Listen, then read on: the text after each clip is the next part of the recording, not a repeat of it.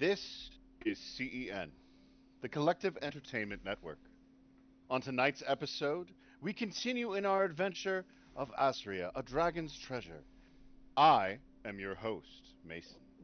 These are my players, Rose, John, Ray, and Brian. If you like what you see, please hit the like and subscribe button and continue to join us on our adventure. And with that said, we now begin our story of Asria, a dragon's treasure.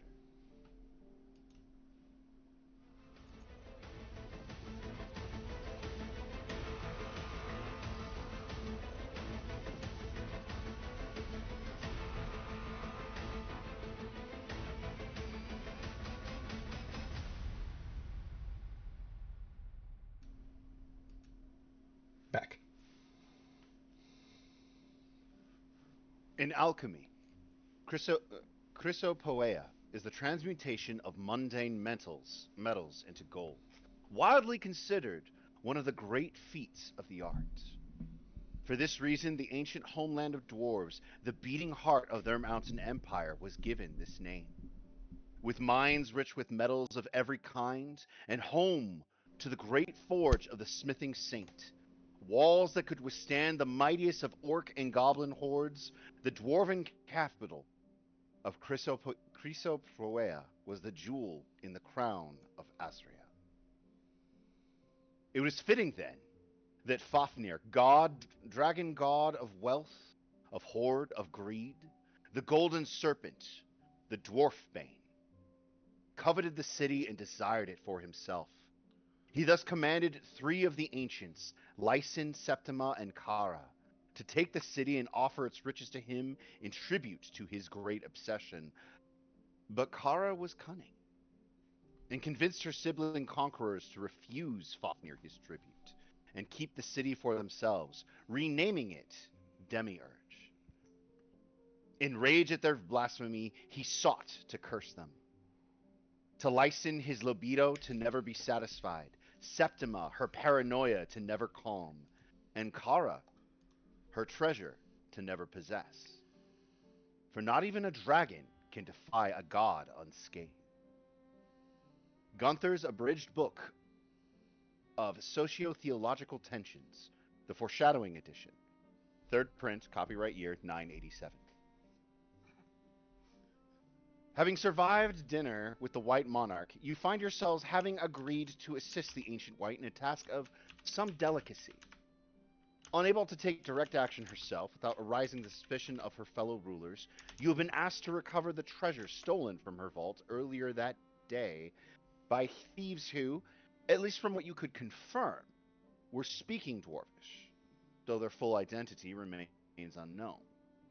Convening the next morning, Otlink's Moonin informed you that he did not believe that the thieves had managed to leave the city and offered two possible leads outside of your own plans. The first, consulting the rally of Lilosp, the LLP, promoters of lycanthrope rights within the city, in hopes that they may have encountered recent outsiders or perhaps suspicious persons within the city. The second, checking the Green District, where the tunnel the thieves had used exited. Locals possibly being able to offer some insights into strange behaviors are going on. Presently, you find yourselves stepping out of a large freight elevator, having just descended from the Frostwatch, the fortress turned palace that you spent the night in. Before you, a large space expands with groupings of tents found all over, centered around a massive crystalline statue of some serpentine creature. All manner of creatures walk by, dragonborn of various colors, goblins, orcs, a few ogres. You see a group of centaurs in conversation with a few satyrs. A large minotaur chases a group of squealing children of various races, and a nearby man in a trenchcoat falls over, revealing three kobolds who quickly reassemble into a stack before teetering off into the crowd. Despite having recently woken up, there is a feel of a city at night. Enchanted torches bathe the world in firelight. The distant ceiling glitters like stars from moisture, rocks, crystals. Regardless, you stand beneath a pseudo-moonless night sky. There's quite a bit of activity. going on near the large central statue, and from here you can see a large banner with the words Litlosp, where monsters on the inside printed on it. With you, Otlinks' familiar, Violet, to give you a point of contact for you to be able to communicate with the half dragon. But outside of that, the city is yours. What do you wish to do?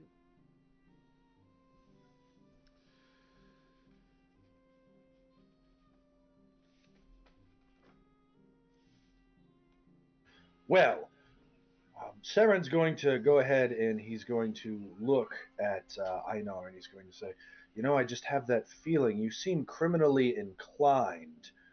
Do you have any criminal contacts in this city?" What? What? Why would you think that? Is it because I'm a dragon? I feel like that is very assuming of you, Saren. No, I just imagine he spends a lot of times in bars and restaurants. Yeah, but not jail. So you're a Violet very leans down to successful you. criminal.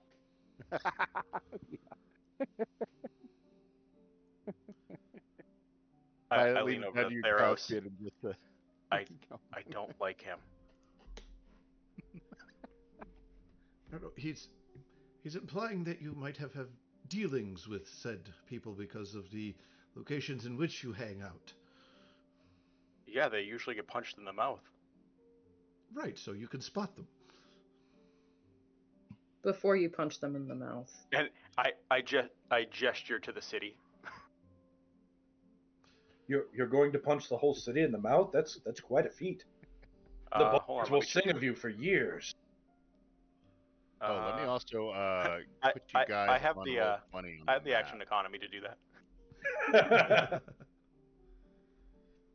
So if you guys check out roll 20, I have updated the map I had of Demiurge. So this gives you a much better idea of everything that is going on. Where the little mask icon is, all of you have control of that. That is your party's present location. Everything is very thoroughly labeled.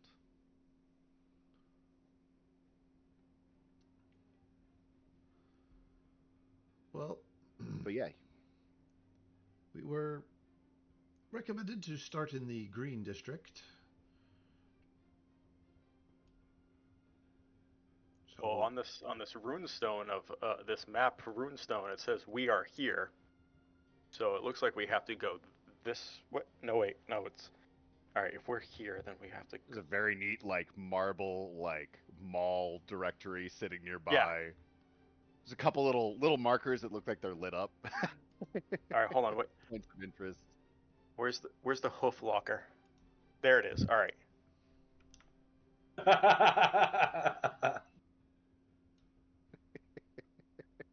That was a good one.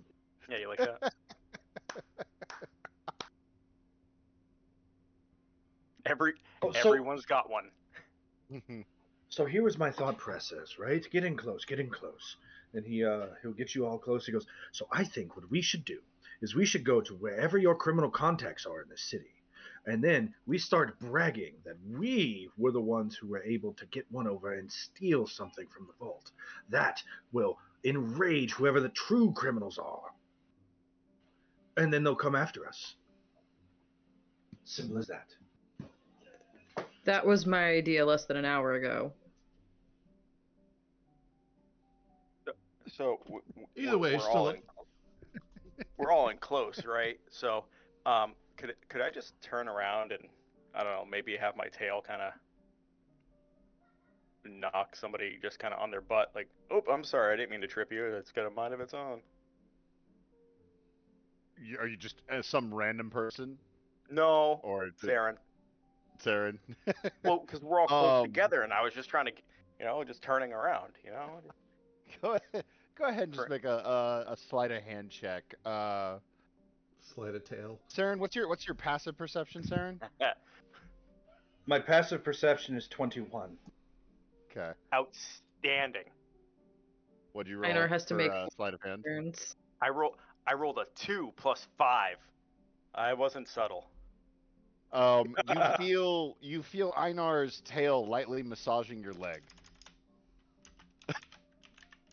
He must be related to that of the dragon overlords, Yeah. whose lust cannot be slaked.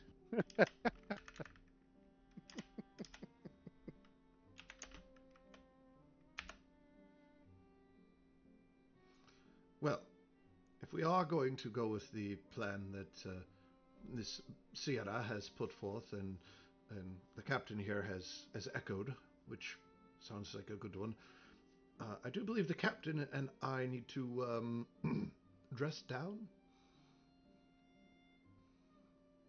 That'd be a good plan. You gonna do that here out in the on the street? Of course not. I have my modesty to think of. It's just royal clothing and war metals probably don't scream, we stole things. No. Oh, but monk's robes do. You are very... Absolutely. You are getting very easily offended today, Einar. Has Loaf not given you breakfast? You know you'll get hangry. I mean, I've already had second breakfast. I need the third breakfast. No, I think I'm switching over to my liquid lunch. Pint, pull out the special reserve. There's It somewhere is inside straight his moonshine. barrel. There's like pint goes into like a small little portion compartment in your barrel. Where if you could see inside, you'd see various different bottles with various different times of day written on them. Some of them 15 minutes apart, some of them an hour apart. He goes, he finds the appropriate one for the time of day, pulls that off, comes back out and hands it to you. There's a glass box in case of emergency. Smash. There's about 3 of them. 2 of them have already been broken. Yeah. Glass isn't easy to replace. Violet, the Lemurian, does speak up from your shoulder, Caspian, as he does kind of lean down and say, "One thing I do want to suggest.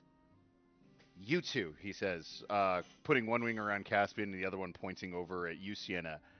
"Make sure you don't go anywhere by yourself. If you haven't noticed, you guys kind of stand out like a sore thumb. And there are no other typical humanoids that you can see around. There's very few in regards to humans, elves, no gnomes or halflings that you can see. Almost everyone here is of very colorful skin, of non-traditional in a surface city form. And you guys are able to kind of notice there are some people who are looking at your way, less with curiosity and a little bit of antagonism. I just had a terribly wonderful thought that Violet just gave me. Is it green face? No, it was once we have the tavern think we stole it, you and I will, as helpless as we can appear, walk around while the other two are not in sight and then see who comes after us that way.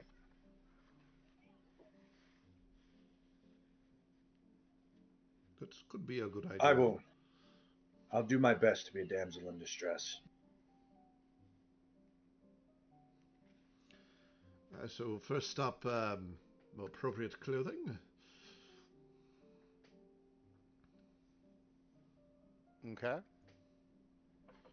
Checking the mall directory, you guys are able to find a place nearby where you are able to. You actually don't have to go that far. You kind of actually wander a little bit into the tent assembly here with all this various. There appears to be a lot of trade that goes on with some people outside. There are some marketers who they look like they try to get your attention, Theros and Einar. At first, notice humans with you and then kind of like turn away and make it look like they're talking to someone else. But there are some who do seek to try and get business from you. It'd be easy enough to be able to get a different set of clothing if you guys are looking for something. What sort of outfits are you looking to switch into? Um, Something obviously a little warm for Sir Theros because it is cold, but Mhm. um, Actually, interestingly enough, since you've descended, it has gotten considerably warmer. Frostwatch itself was a very, very cold building, but down here it is very, very warm. Incredibly so, actually. we'll do a trench coat with the sleeves cut off. Okay, easy enough to be able to get situated. Does sit a little big on you, but that I guess works. You don't necessarily want something that's skin tight, Right. but you're able to get something easily enough. And for you, good Caspian. I'm going to. I don't need to purchase anything, but might I borrow your cloak for a second? You hand him Pogo. That, I'm kidding. I'm kidding. But I take the edge of the cloak and I start wiping my face, and while I do, I want to cast Disguise Self.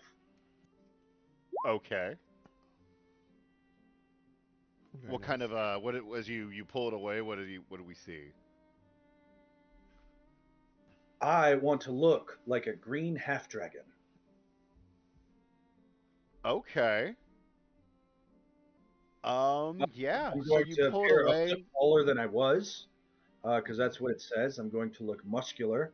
I still have the same basic arrangement of limbs, and whenever I cast it, it is not an illusion; it's a transmutation.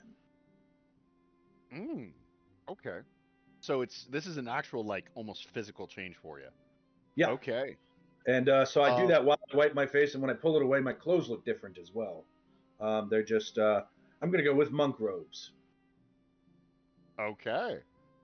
It's funny you're Um. green because I had an idea. I think we should refer to ourselves as the four colors if we're gonna keep it authentic. And I didn't know who to be green, but now that you're green, I guess you're green. There we go.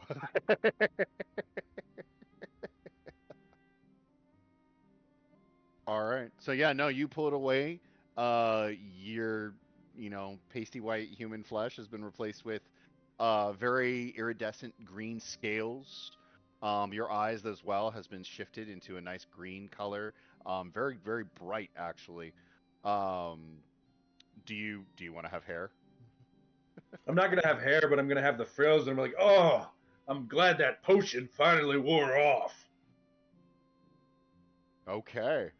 Um, there are do you do this in public or do you like go to a side alley to do this or? No, I was doing it right there, Okay. and then I There's got my quite a few. cloak back.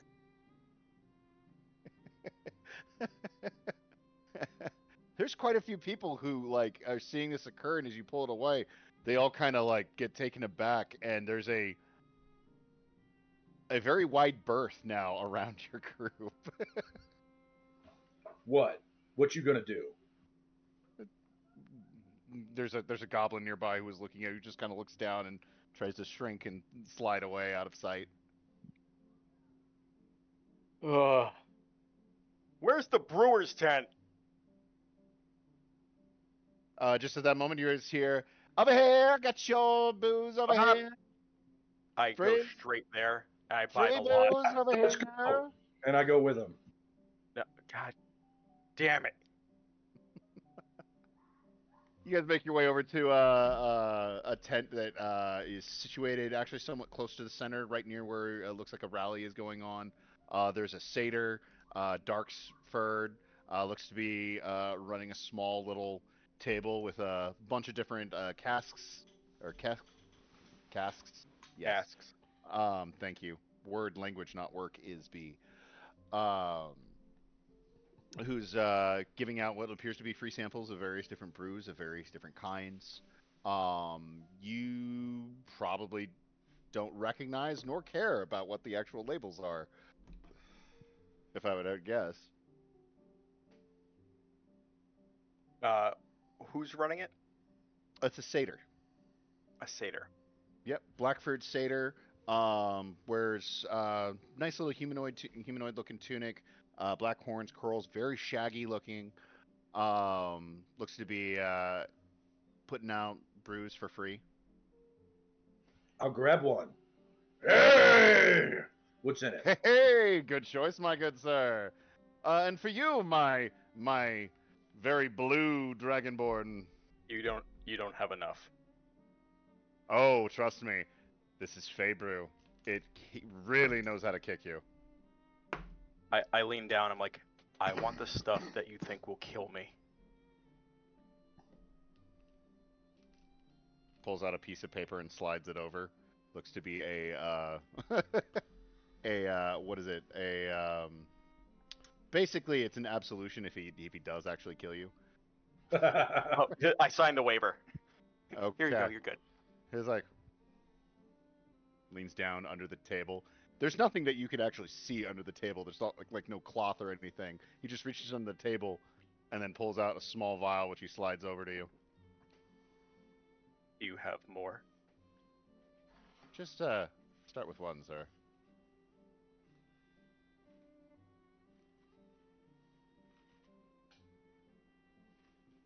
I drink the whole vial, like, immediately. Okay. Make a Constitution saving throw. I'll give you advantage because you drink so much, but this is also very, very high. I'm gonna whisper to Theros and ask him if this is normal. So you're just giving this out for free? Oh, absolutely, sir. I mean, can never beat free adverts. Did you just dump it? Thank you, sir. May I have another? Pulls up another keg, uncorks it, pours it in, sets it down. Wonderful. When I say keg, I mean it's like their little miniature things.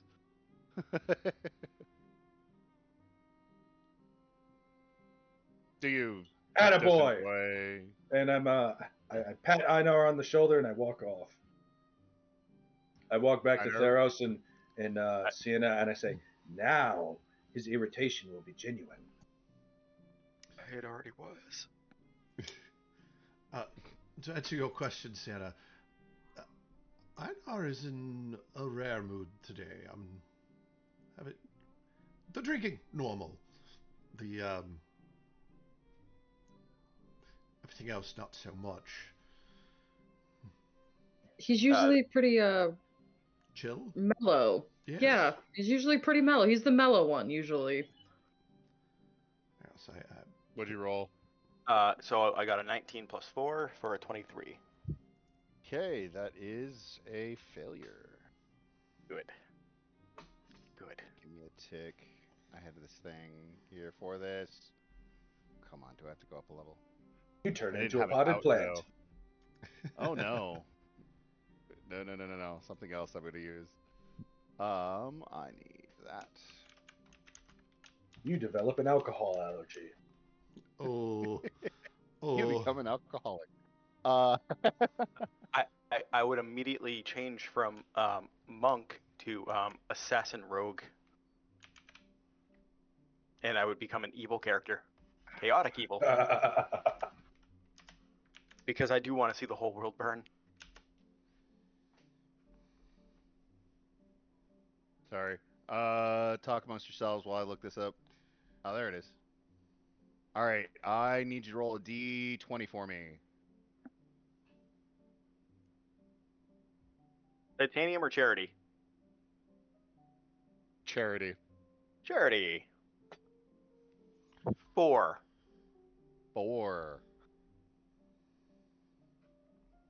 I'm gonna roll the titanium just to see. What was it? Natural 20. Natural 20. I'm taking the 4 because that's what I rolled on the charity dice. Are you sure? Oh, both. Oh God, you got like the polar opposites. Well, let me ask you this: do you want charity or do you want the titanium? Nope, I rolled charity. I will take charity. Okay.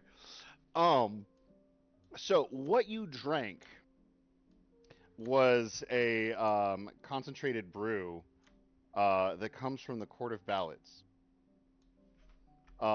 It is concentrated talent.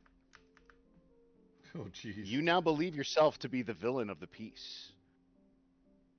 You are the main antagonists. All of this is all part of your diabolical plan. Even gaining the trust of your allies is all It was perfect. part of your plan for your diabolical means of world conquest.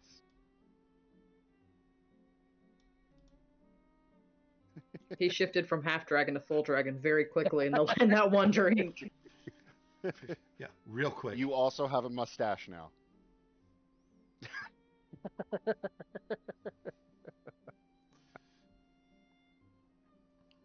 Nightly, or can I do Fu Manchu? However you see fit, you have a villainous mustache. Snidely. You gotta go Snidely. I'll get you, Snidely! What was 20 just for?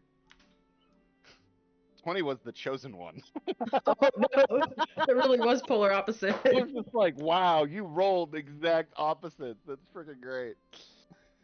No, this is perfect. It's really funny because he said right before that, I would see the world burn, and it's like, wow. Well, here's Here your you go. You can now promote this. here's your chance. But nevertheless, as you drink this and as you imbibe this, a great darkness is drawn forth from you. A great and sinister, no, not drawn forth from you, at last unshackled by the moral bindings of Some may society. say the dark urge. Exactly. But you may interpret this as you see fit. You are the villain. Dragonborn, dark urge. Hey, I got you there. All right. So once we collect our now movie quality evil villain, Sir Theros will lead the charge into the Green District to try and find that one tavern that is trying to be upscale, but it's still seedy. Okay. You ask for directions, you leave the rally behind that is going on near this statue, and you make your way towards the Green District. All right. You stop along the way and you do ask for directions, but eventually you guys make your way. Let me move you guys over there to the Green District. Following the directions you were given, the Green District opens up to you. Laid out in clearly defined blocks, this once served as the residential district for the dwarves. Tall, block-shaped stone buildings with 2 or 3 homes built on top of each other, and wide roads for easy access of both people and carts. Now, however, the roads are clogged with street shops, cooking stalls, fights, bickering, and in one case, an ogre who apparently just decided to fall asleep and block the entire path. Buildings have undergone goblin repair, with patchworks of wood and sheet metal covering holes and cracks, while crude ladders and stairs have been installed in awkward locations. In some spots, buildings have been cleared entirely, the remnant of walls serving as a sort of fence, while orcs build bonfires in the clearing and tell stories in their own language, sometimes acting them out while orc, goblin, and ogre, and even a dragonborn or two listen with rapt attention. To a dwarf, this would most likely seem like the destruction of their history, but you feel a sense of life, of community, of something valuable here, albeit foreign to what you're used to. Typically, it would be difficult to walk through the streets here, though manageable for you guys, even with your larger party members. However, you have a bona fide half dragon with you, a green one at that, and the roads literally clear around you guys as you are walking through.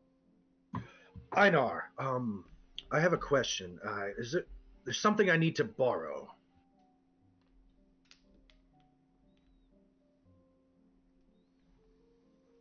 you borrow nothing, peasant.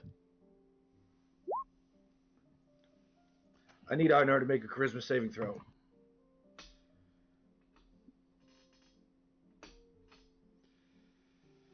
I'm using Mind Leech. I choose to do no damage. Okay. 21.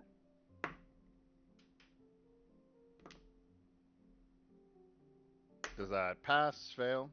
Yeah, no, that passes. Okay. Is there any penalty for or is there anything that happens when he passes? Well, he would take half damage, but I chose to do no damage, and that's one of the few Okay. things I can actually do with that power. Oh well. Okay. Okay. Now, is this something that he's aware of now that you've done, or? Oh, absolutely. It feels like I tried to steal something.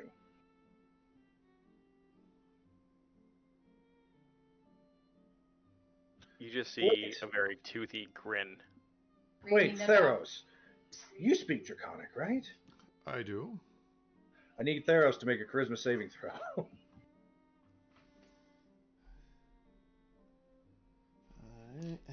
Okay.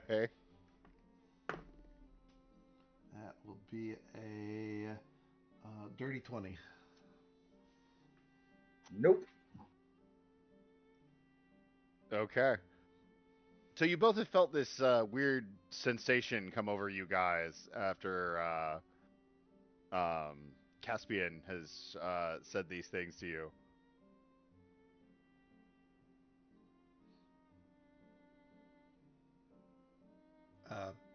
Sir Theros. It's yours to react with as you see fit. Yeah. Sir Theros. Maybe next time. Looks at him, and like you see, it gets like it's like his mane starts to poof out a little bit. You know, he senses like something happened. If you want something, you simply ask. I did ask. What is it you want? Well, it's hardly a believable disguise if I can't speak Draconic properly.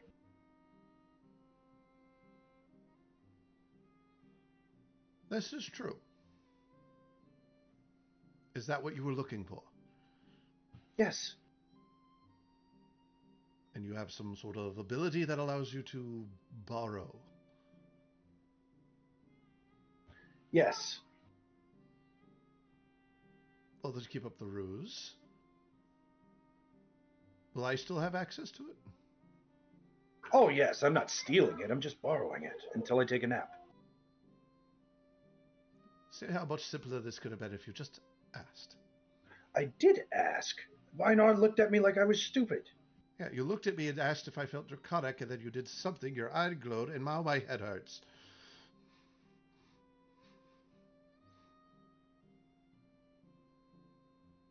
Maybe next time appropriate a culture that you know more about. I start walking off. I was more welcome in this culture than you were. They hated you when they saw you. You're a snack. Now, Captain... Look, if you want to try and measure cloacas, we can do that later. Right now, we're trying to work together.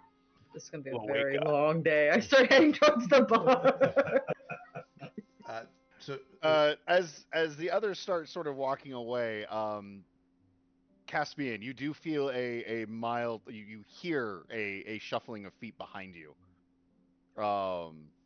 As you turn and look, there is a small group of goblins who are directly in front of you. One of whom is holding a basket with what appears to be various different kinds of mushrooms in it. Who sort of kneels and offers it up to you, and says in common. Thank you for blessing us, Lord Zenobia. Thank you for coming to our humble corner, and we thank you for your presence, Lord.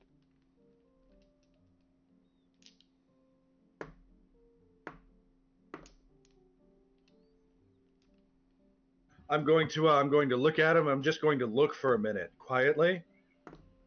And then I'm going to pat him on the head and say, "It took you long enough." And then I'll take the basket. Thank you, my lord. They run away.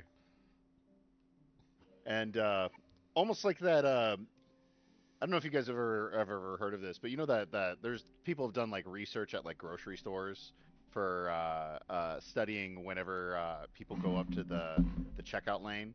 Once one person goes, then everyone else just unconsciously follows suit. You are, Saren, you are very quickly swarmed as various number of people all now come out from around the corners. Oh Goblins, no. orcs, even a few dragonborn come out, all offering things to you, very, very humbly, not necessarily crowding you, but it's sort of this. You are surrounded as various people are offering things to you, fruits, breads, meats of suspicious looking nature. Some of them are offering trinkets to you. Others, it looks like raw ore in some cases. But you are very now surrounded by a number of goblins, orcs, all sorts of kinds. Uh, I'm going to Theros. In your mind, you're going to hear my voice, and you're going to hear me say, "If we needed to wait for a distraction for something, everyone seems pretty distracted now. I'll catch up." all right. Just be careful. I'll nod subtly as I'm going to try to play the part, even though I don't know what this part is. I'm going to establish this personality as I think they would. Effectively, I'm trying to channel the not Otlinks, the other brother. What was his name? It was Vinsix. that's it. I was about to look it up in my notes, but yeah, I'm going to channel him. Okay. For this, go ahead and make a performance check for me.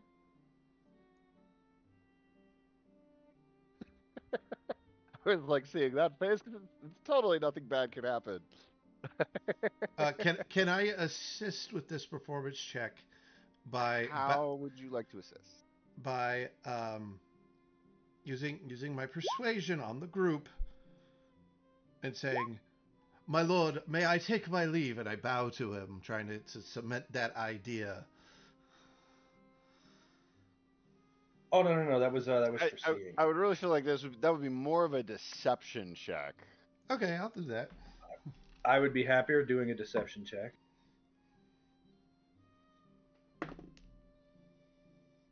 Oh boy, exactly a 10. Hell yes. I'd say Maybe. that'd be enough to be able to sell the part. They're already fairly convinced that he's important. This very strong, powerful looking Leonin lends to definitely lends to that. I would say in that regards, yeah, John, go ahead and roll with advantage with your I performance did. check. I got a 30. 30, very nice. All right, yeah, no, you are incredibly convincing. Um, you are very much give this aura of intimidation, but reserved strength, distance, but not, you know, don't approach me ever sort of feel. You essentially you are a green version of Vinsix, albeit shorter. Yeah, but I am still 7'6" right now, so I'm Yeah, okay. you're still very I'm pretty intimidating. You're big. very I'm a lot intimidating. bigger than the goblins. Yeah, But man, you are a god amongst them. Um, you do get a number of orcs who do approach you, also bringing their offerings. I would say go ahead and give me a wisdom saving throw if you would. It's going to be a low DC because they're not aggressive. Oh yeah, it's easy. You are yeah, you are easily able to keep your calm. But you're going to be stuck like that for a good bit. that's fine. I'll take my time. Okay. Sir, Theros, gonna go to the you were able to bar. make your way. Yeah, you're able to make your way out of the crowd. You're able to catch up to Sienna and Einar. Sienna and Einar, what are you guys up to as Theros enters into the bar? Drinking like it's my job. Okay. This stuff is nowhere near like the same quality as the Seder stuff. This is much more. It's much more low quality alcohol. It's also got a. Also definitely tastes like it's made from mushrooms. Um, but nevertheless, it does its job. um, Sir Sir Theros will walk into the bar and put 5 gold pieces down immediately Mhm. to the bartender and go, "Me and my 3 friends need a table, and don't let the drinks stop. We're celebrating." The half orc behind the table is. All right, gotcha. Everything. There's everyone cheers, and everyone it suddenly becomes 10 times noisier than it previously was. As you guys are given your table, given surrounded. You are also have people coming up to you who look like they're asking, "Whoa, what'd you do? What'd you do?" The impossible. Tell us. Did you just say the impossible? No, the impossible. I know how to speak. No, I'm pretty sure it's impossible. Well, either way. It's impossible. It's impossible. It's impossible. It's impossible. I will gladly Tell regale all of you with the story, but allow me a moment to celebrate with my friends and get a drink or two in. Right. We're here to celebrate with you. He just looks over at Sienna and well, I can't go into. I put my hand on the table, like, I'll take care of this. Let's celebrate. Let's drink. The whole place explodes, and they surprisingly manage to actually carry Einar to the bar. A large variety of more drinks are had, are put out, are dumped out, are in one case, one keg isn't broken over someone else's head entirely. Um, do you say anything else, Einar, specifically to them? I start doing some drinking songs in Draconic. Basically, I'm trying to outdrink the bar. Okay. Because I'm going to make them all drop. I can't get charged with murder if I win, right? No. No. Well, nah. But they do all join in, like they do join in the song. Some of them, like only like a couple of these guys. It's a mix of people. There's goblins, there's orcs.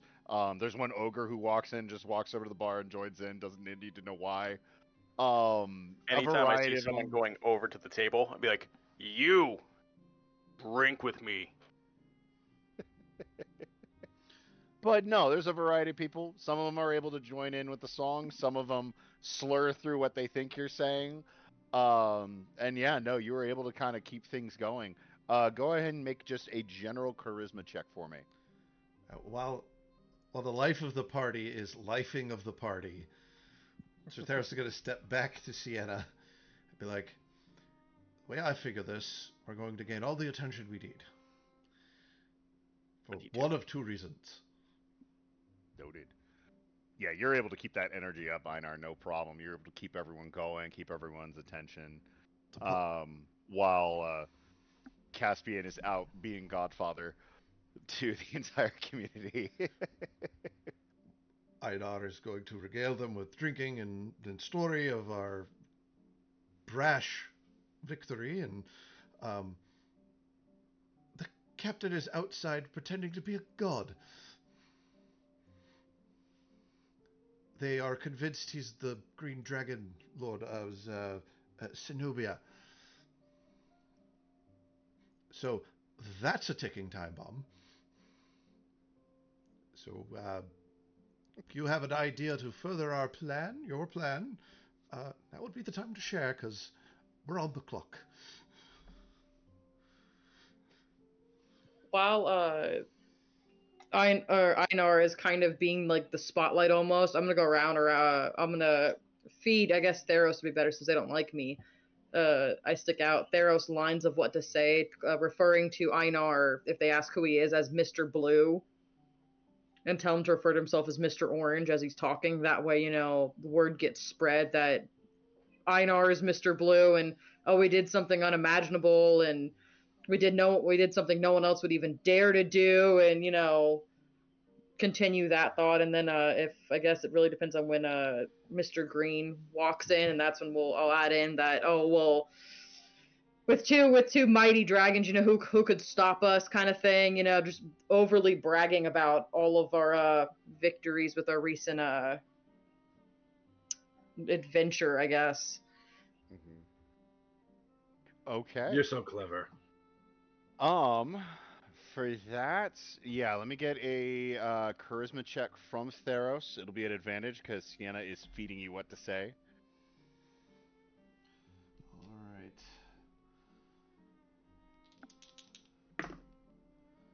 That is a 19. 19.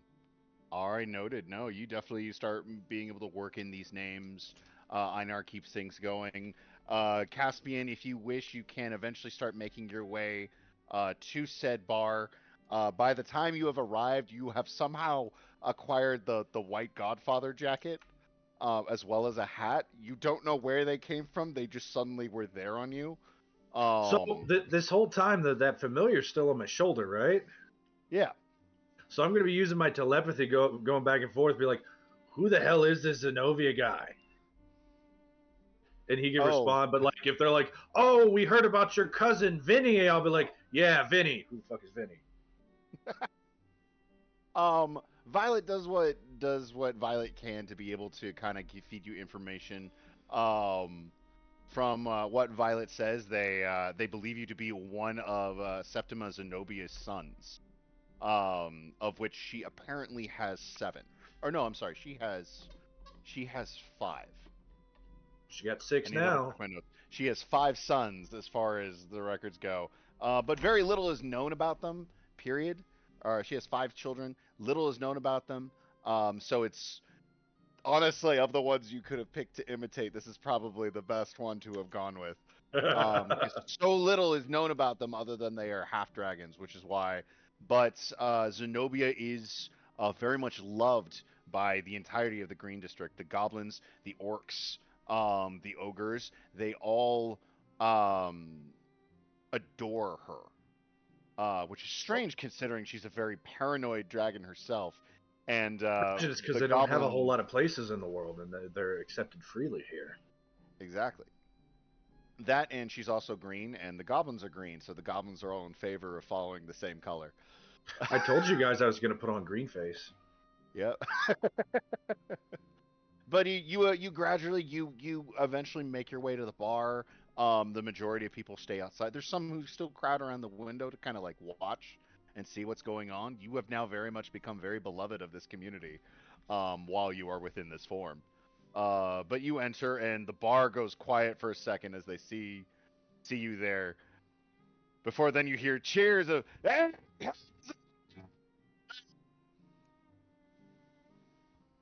Mr. Green, welcome to the party. Tell us, has our contact arrived yet? And I'm going to say that loudly, and then I'm going to go sit down.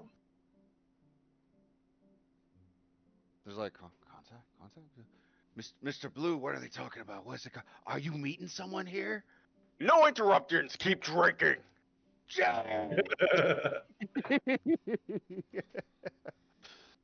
But it goes on like this for a good chunk of time, and an hour passes at least. Does your disguise self wear off? It lasts an hour, so I will have to recast it at one point before the hour's up. You find a good moment to excuse yourself to go and reapply your makeup. But no, an hour passes, half an hour. You guys hear it quiet down outside. The crowd disperses. Obviously, the Lord Zenobia is just here, hanging out with his companions, his chosen. Though there are some whispers as to what he's doing with a human woman. You drink the bar under Einar. Quite a few of the orcs pass out on the floor. Some of them pick up their friends, and drag them out. Some of the people just lay there. Some of them get dragged into a nearby stall, and left there to sleep it off. But gradually, the bar is left to just you and the barkeep. While that was going on, Mr. Orange would like to kind of talk to people about where Where would you sell something valuable to get it away quickly? Oh, valuable? Oh, this. Uh, who am I selling to? Someone who deals in rare and fine items. Oh, that'd be Litany. You want to talk to Litany? Litany, She's really pretty. She's really, really pretty. I have no doubts of her beauty. I can see it in your eyes. You see things. I'm not usually into like women like her, but man, she can like tear you the fuck apart, man. Oh, That'd be such a great way to die. a dangerous woman's. Oh, And where would I find Litany? oh no, Litany finds you, man. You don't go looking for a woman like that. With You do this, something that gets her to come after you because you really want to be hunted by Litany, man. Litany, you really want that. It's such a good way to die. My cousin, Gorg, man, he pissed off Litany and he got shredded. They found his leg at the tent assembly, and I think what was it? Yeah, no, his genitals actually ended up in the frickin' mines. Took them weeks to find. They didn't know what it was at first. Oh, and his head? No one's found the head yet. No one knows where his head is yet. That's an impressive, Man, such a great way to die. impressive and honorable way to go. So I need to go throw up. yes, and he obviously he puts a coin in his pocket. Tell your friends the four colors here will do what you ask. No job is impossible. Okay. Impossible. Impossible. Unpossible. It's impossible, guys! Hey! Stumbles out, and you hear a thunk as he probably hits the ground outside. But Theros working the crab will do that several times. Very similar. Going to ask Violet, like, do you like these mushrooms? Do you eat? Do you eat this? Who are you asking this of? Violet. Violet. Well, I mean, I kind of want a little bit of that papaya. We don't really get it. It's only the Fey people kind of really bring it to us. But I don't want to impose. Go get it. Yeah. Leaps off. Sienna, do you want into some mushroom? I was assured that it was the finest of vintage. I'm good, thanks. We'll save it for Einar. He eats everything. If you don't mind, I'll have some. You just see a green hand kind of pick up a mushroom and just sort of toss it into her mouth as you suddenly realize there's a woman sitting next to all of you. Green scaled, cloaked, but nevertheless, let me show her to you. Double checking. Can I show stuff? Can I focus stuff that's off the in the GM zone? No, it's got to be moved up to token. No, you got to move it to token, and it's got to be on the same map. Gotcha. Token layer. As you see a green scaled woman with verdant green hair flowing off of her head, armored, cloaked, two massive horns reaching up and curving back. Very reminiscent of a tiefling, is what you would understand it, Sienna. But nevertheless, very beautifully done, beautiful scales, and incredibly long clawed fingers. By all Feel. means. Thank you. Very kindly. I very much appreciate it. I don't get to snack all that much.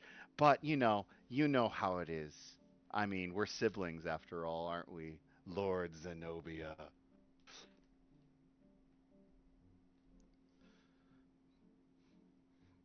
Joe? Little mini bomb just pricks the back of Theros' head. Uh-oh. How's it going? Fantastic. Familiar. You know, you don't really look too familiar. We don't got too many blues in the area. Thought most of you guys went out east with the Isles. You, you, you, you, you look like you. Didn't I see you on stage wearing red lipstick? Maybe didn't have the horns. I don't want to talk about that. Regardless, um, so I hear you guys are what, the four colors? That's Ooh, they impossible. got apples. Just eats the apple whole.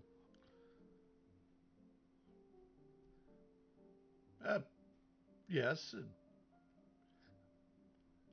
Four Relax. colors. Have a drink.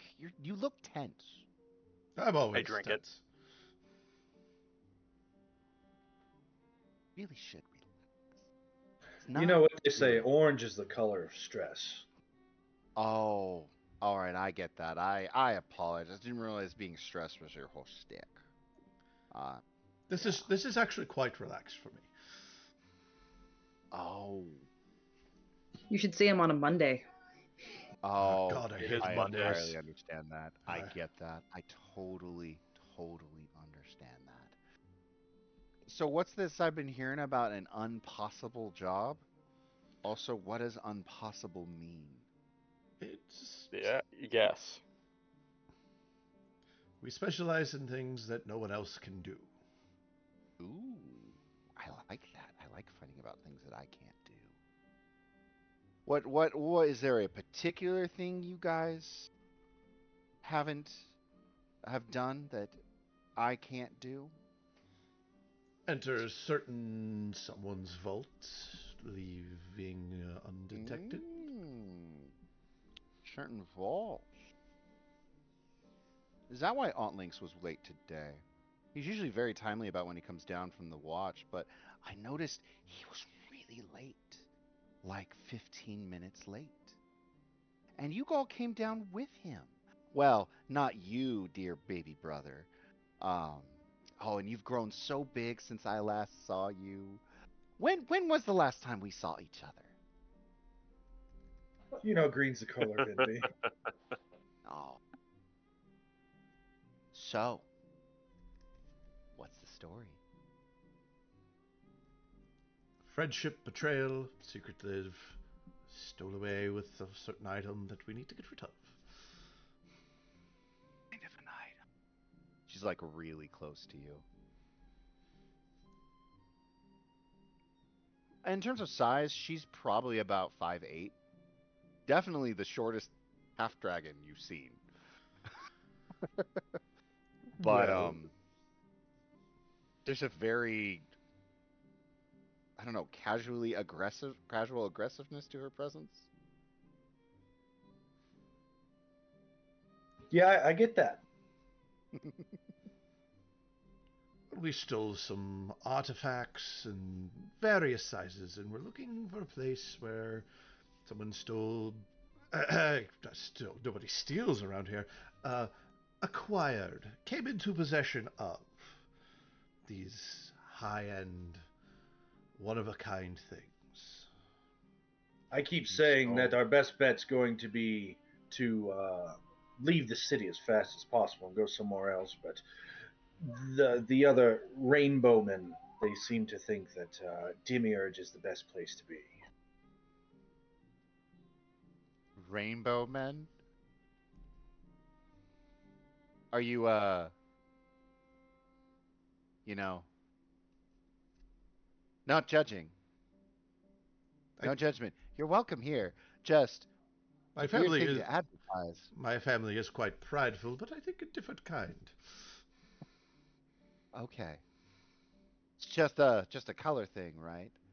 Of course. Because I've noticed he's blue, you're liney. Orange. Hey there, Miss Redhead. Violet. Red's out sick today. Oh. Poor thing, she's colorblind. Regardless, you stole from Auntie Kara? I never said that. Oh. But you Those came are some from mighty big Frostwatch. accusations. You That's came from Frostwatch, though, with Aunt Lynx. I see you're putting things together. Wouldn't that be a very interesting Mr. White? Is Adi betraying Auntie Kara? Oh, he's such a bad boy. So what's the big item? Are you buying? Maybe.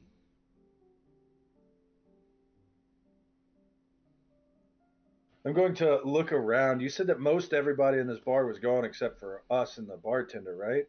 The bartender has left. Right. Everyone else was kind of drunk under the table by Mr. Blue. Yep. The bartender. Well, the bartender, as soon as he realized that who was here, he left.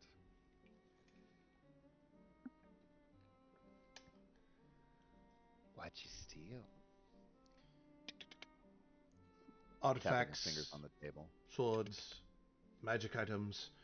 But there's one in particular we wanted to get our hands on. Hmm? 3-foot casket, metal. You definitely will recognize it when you see it. 3-foot casket.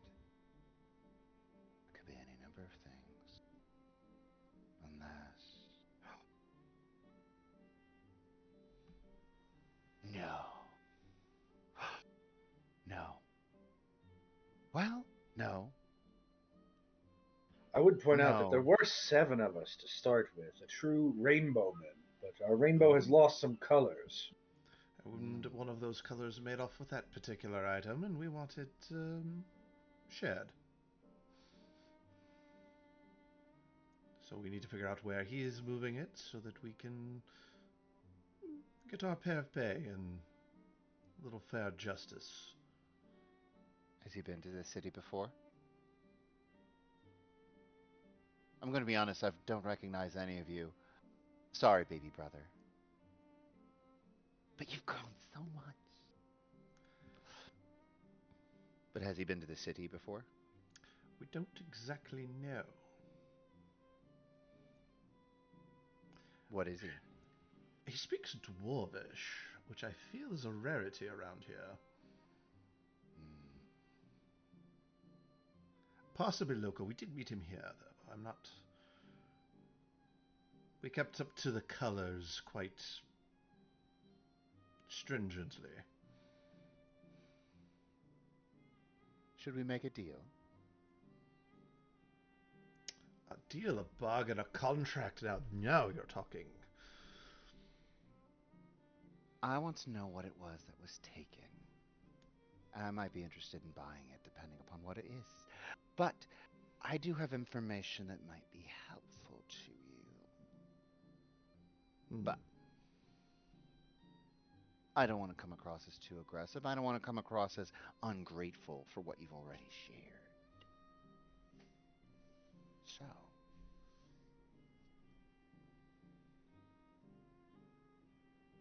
I would like the bird.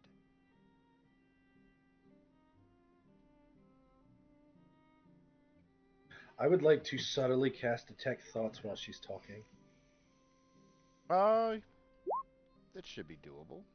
The bird. The bird isn't exactly ours to trade away. It's more of a conditions of the job to ensure it's done.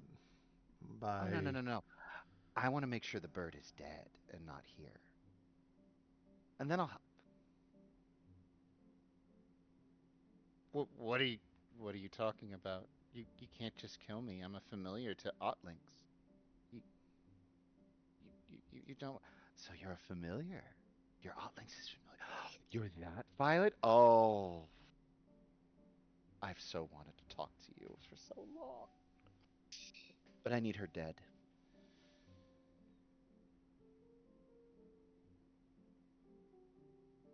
Don't worry, it won't be permanent. She's a familiar. She has familiar rights. Yeah, a spell, 10-minute spell, and it's 11 minutes, and back she comes.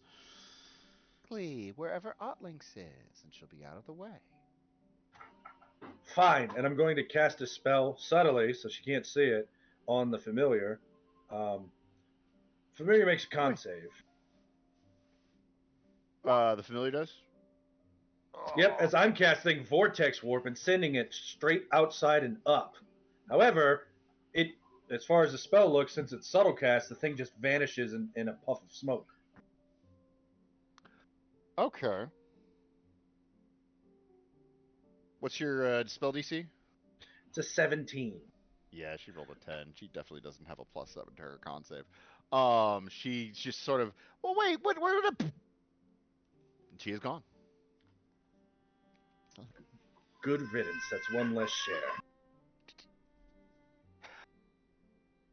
If you're a person who you're looking for speaks Dwarvish, and it's a person who's familiar with local territory, most likely you're talking about someone who's probably a dwarf, in which case they probably have a deep familiarity of a lot of the structure around here. The person you're going to be looking for is a man who goes by the name of... Hold on. She keeps going at high speed, but Mason needs to double check. The person you're looking for is a man named Grodd. Locals call him Pervy Uncle.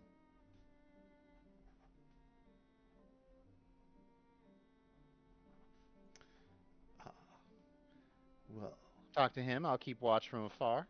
And he should be able to give you any information he has concerning this person. More than likely, it's someone who's probably he knows, or knows him at least.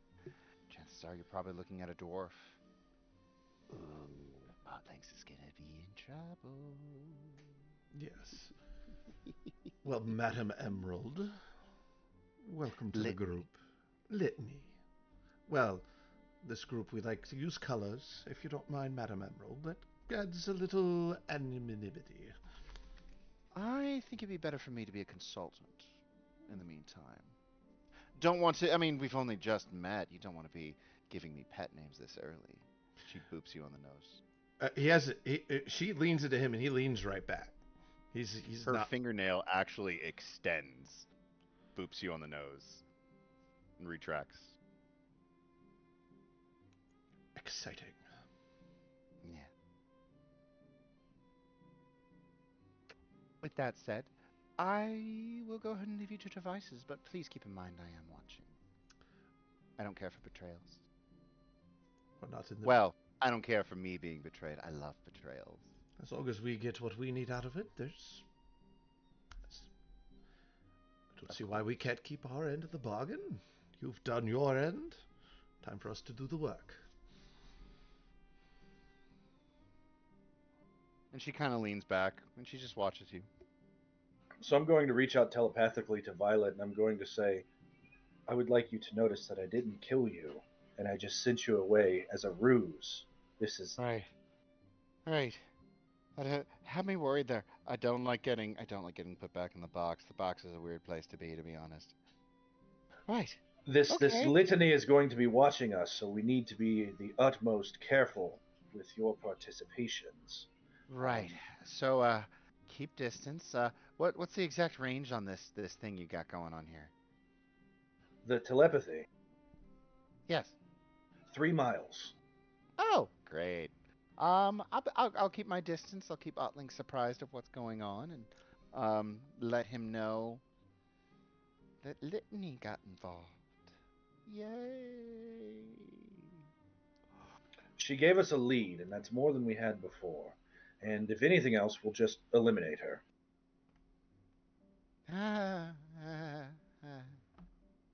Yay! Please don't piss her off. I really don't like reporting what she does. It's bad. It's bad.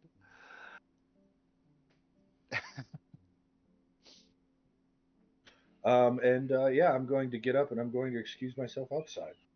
Okay. Do you make your way outside? Do the rest of you follow? Yes. Okay. Einar is kind of surprisingly a little stumbly. As you guide him out the door, so to speak. You make your way out onto the street. You have a name to follow up on. A dwarf by the name of Grodd. Grodd, the pervy uncle. Yes. We walk a little bit of a way. And you hear a really big come out of Theros.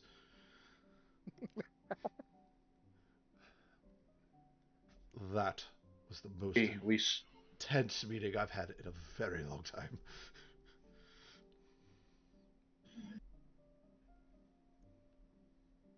Oh, you're muted, John. Oh no. Work that time? Yeah, we can hear you. Okay. I said, oh, these draconic women, they love their power games, it seems. I do believe that we violated one of our rules, but I don't know any other way we could have achieved that goal. Well, possibly the green dragon thing could have helped less. Well, but she we probably already knew, and it seemed like from the way she talked that she did already know. Right. And I will tell Violet accordingly. And I'll say, that was to the GM. GM, I will tell Violet accordingly, telepathically. Back to Sir Theros, and I'll say, I'm currently in contact with Violet via Ascending Stone, and I'm keeping her appraised, and she's in turn keeping Otlynx appraised. Very well. Very good plan, Sienna. It worked well. Technically, we didn't break anything. We were vague, and she connected her own dots together. It just happened to work well. I named no names. But this pervy uncle, Grod.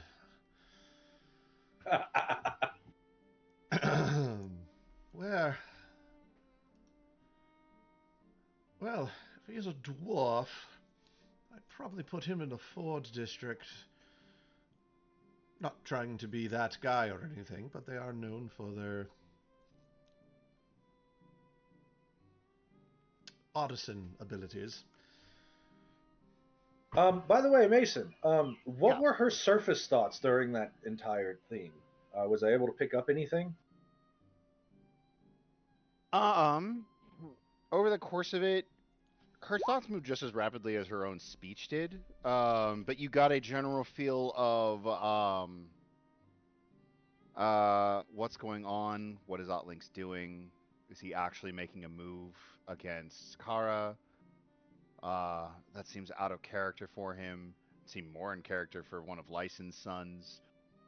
Maybe some of her sisters. I know this guy is pretending to be my little brother, but damn. A couple other just more. Her thinking process is a little bit chaotic. As far as things that you picked up on, I need to make sure I keep them away from the other half dragons. This could be very, very interesting. This is possibly the most entertaining thing that has shown up here in a while.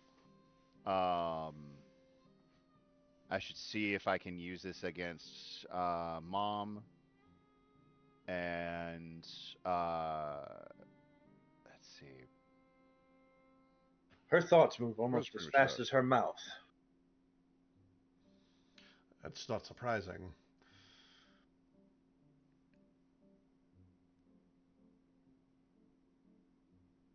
No, that'd be about it. Was there anything in particular you were wanting to try and see if you could discern from her thoughts, or just generally what she was thinking? Honestly, I was fishing to see if her thoughts was, I can't believe they're saying they stole the thing that I stole. How dare they? But if that's not what I got, then anything else is just bonus lanyard. No, most of what you're hearing just putting things together, and sort of coming to her own assumptions and conclusions about what was going on. But she didn't seem there was no like thoughts of recognition. Did whenever she mentioned pervy uncle, did she think about a place? She did think specifically within the Green District. So an exact location you're not sure of. But definitely he seems to be in close association with some of the goblins. I will pass that information to Sir Theros. I'll say I was reading her poker face, and whenever she mentioned him, I don't think she was talking about the Forge district. I don't know. She kind of looked at the basket from the goblins few seconds too long. I think that he's has something to do with the goblins here in the Green District. All right, that's a solid lead. Good job. Let's find a goblin and put your disguise to further use. Okay. So you guys go and you find a random goblin. Okay.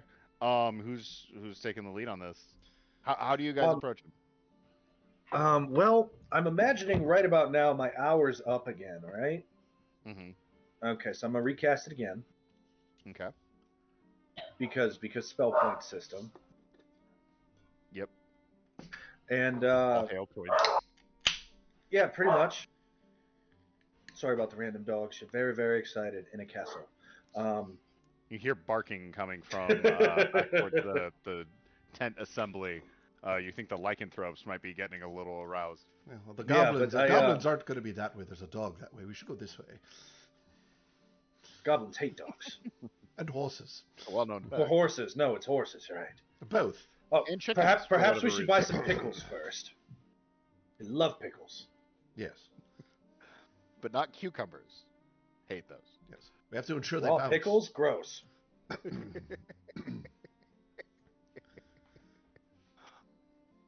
But yeah, so now that I've got another hour on my timer here, I'm going to start. I'll look for the first, probably best dressed, most important looking goblin I can find. Okay. So you guys start making your way around. You do find what appears to be a kind of an open area. Again, one of these buildings that has been basically just cleared entirely from its square space, leaving nothing but a small wall. Several goblins look to be running around, moving stuff around, packaging things, putting things together. There's sounds of tinging. Looks to be like a small workshop or something going on, but it's an open air one. Goblins are running around. There's a bunch of boxes that have been stacked up, and on top of it, you see a very, very small goblin who is shouting louder than you thought any goblin should be able to do, giving orders, directions, pointing around, yelling at people, supervising, essentially, while himself not doing anything. But he does appear to be one of the more well-dressed ones. As your group approaches with the half-dragon amongst you, everyone kind of goes quiet and kind of like just makes no eye contact. The one on top of the box just kind of looks at you, hops down off the boxes, and kneels. My lord Zenobia, how may we be of service? Answer her questions. Yes, lord. Consort of Lord Zenobia, how may we be of service? You're a human woman. They have no other reason to think why you're here, understand why you're here. Yeah, still don't like it any less, though. Where can we find Grodd the dwarf? God, there. the dwarf? Pervy uncle. Why are you looking for Uncle Grodd? We have some valuable information for him that will assist him in his endeavors. Uncle Grodd has endeavors? I thought he was depressed. I'm going to start making lightning crackle around my fists as he questions her. Yes, of course. Gork, get over here. Get over here, Gork. Did he not tell you about his life goal? Well, no, not really. No, he just we really only see him whenever he has a wedding. But Gork, get over here! I don't care if you need to use sorcery. Get over here. Gorg will show you to Grodd's house. Turns and starts shouting orders once again. The rest of the goblins start hopping too. You now have a young goblin with you named Grog, who is standing at attention, nervous, shaking, but right, I'm here to serve. You want to meet Uncle Grod, yes? Yes, and we'd like to meet him unharmed. Right, of course. Please, follow me in this direction. Haha. Starts very stiffly walking. Yes, that's what she wants. And we're going to follow. Okay. There's quite a bit of as he starts leading you on. He starts leading you through different passages, taking lefts, rights, lefts. Very much. You start getting a little bit dizzy, a little bit disoriented from how much back and forth there seems to be going. Can I insight check the goblin? Go for it.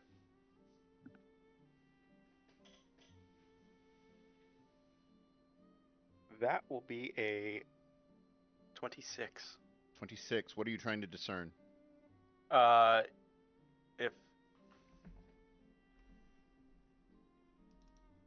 If this is a way to try to get us lost on the way to going there. Like if they're intentionally like sidelining us. Oh, 100%. You very much get the sensation that you are being either he is deliberately taking up your time, or he is trying to confuse the hell out of you as to where you're going.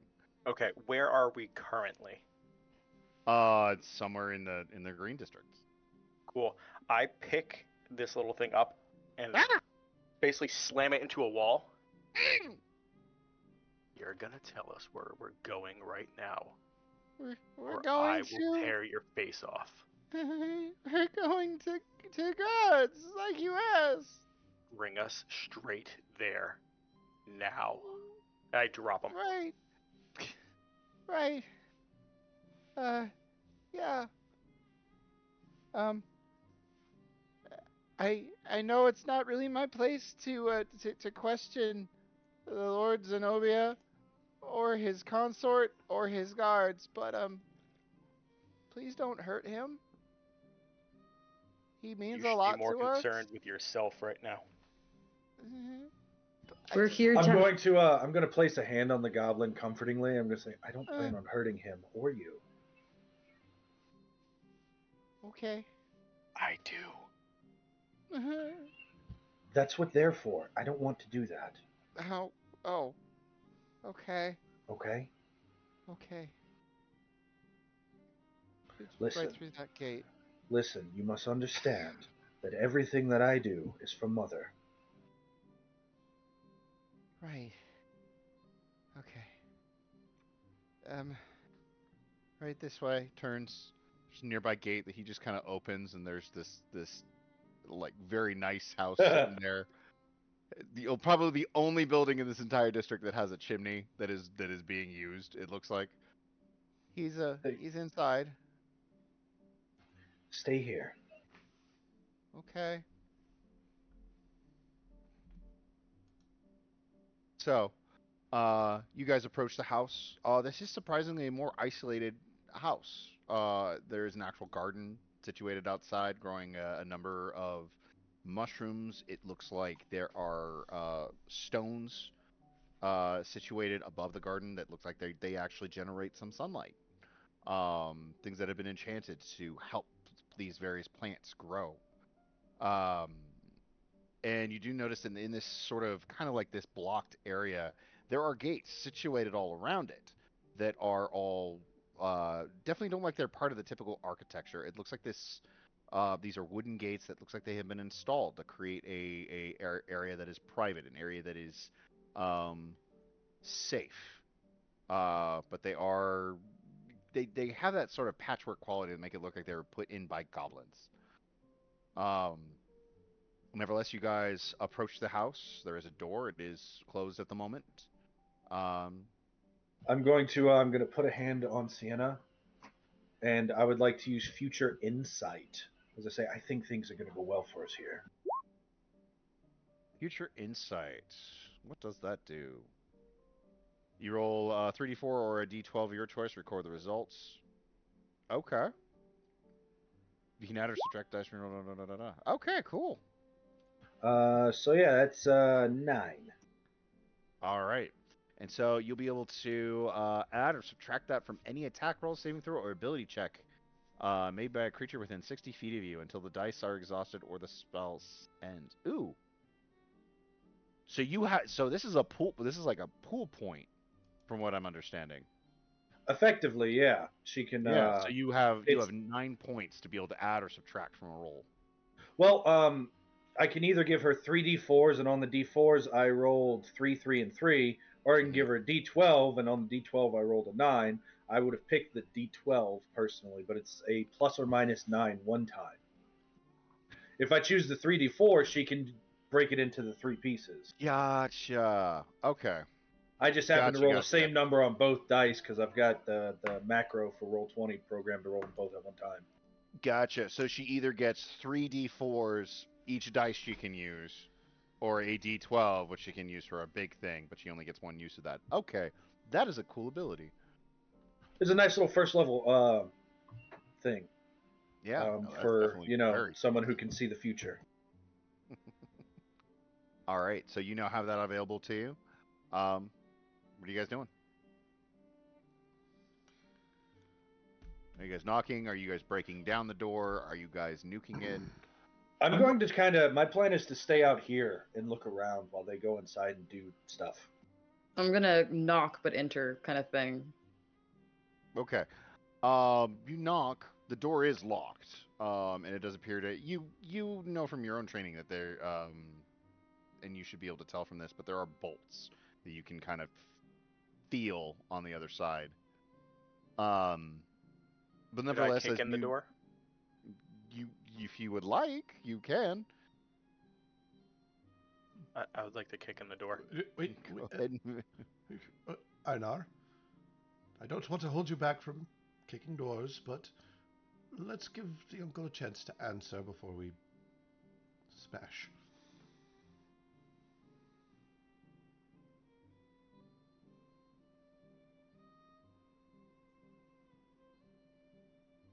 I look at Theros. Okay. And then I am going to listen till when the uncle is possibly at the other side of the door, and then I'm going to kick it in. Okay. As the door handle turns, so it's just an open door. I was going to glimpse the future for Theros, but yep. Okay. So, you guys do hear the footsteps. You hear like the latches, the things turning. And just as you start to see the shifting of the door as it begins to open, go ahead and make are you just trying to shove or trying to break the door? I am door kicking this. All right, make it attack. How would I describe that, Ray? Booting the door. Oh yeah. I really like how you're playing into the villain. Theros, I rolled a 1, so I foresee an action to come. I roll a d20 and record the value. For the next 10 minutes, it's like a portent. You can replace an attack roll, ability check, or saving throw with the value that you roll on the d20. I rolled a 3. Fantastic. Okay. What does that do to my nat 20? I could choose to replace it, but I'm not going to. And it's any d20. Yeah. Nat 20. As you see the door handle starts to shift, Einar just kicks the door in entirely. It comes off the bolts, slams into whoever is on the other side, cracks a little bit. The doorway is open. I gave him a chance to open the door.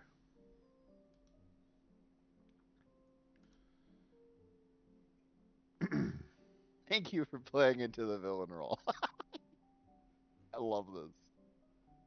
So, as you guys look inside, dwarf on the ground, door on top of him. He starts like hear groaning a little bit. I'm gonna say, yeah, he's on the ground. Be What are you gentle. guys doing? And I'm gonna stay outside and keep watch. Okay. I'm gonna go in and check on him. You go in, you check on him.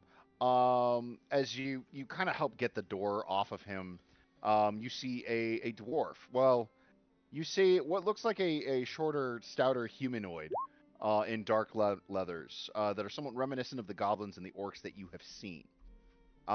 However, his face is clean shaven. Um, his long brown hair is braided. There's speckled with a few grays. He looks to be a bit on the heavier side, a little bit on the older side, and um, probably you'd guess maybe middle aged for a dwarf. And there's a kind of a griminess to him that makes you think he probably hasn't bathed probably in a while. Um, Nevertheless, he is on the ground. He's kind of looking around, looks a little bit dazed. Looks up at you, looks over at the others who are in the doorway, looks back at you. I'm gonna extend a hand to him and say, despite our friend's entrance, we are here just to ask a few questions. I'm sorry that I was so slow answering the door. I didn't know you were impatient. Kind of. He's in a bad mood today, apparently. Oh, okay. Oh God, back.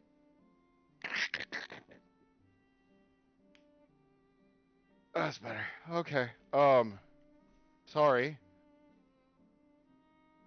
Sorry, I haven't really talked to. Um, are you real? You smell really nice. Thank you, and yes, I am real.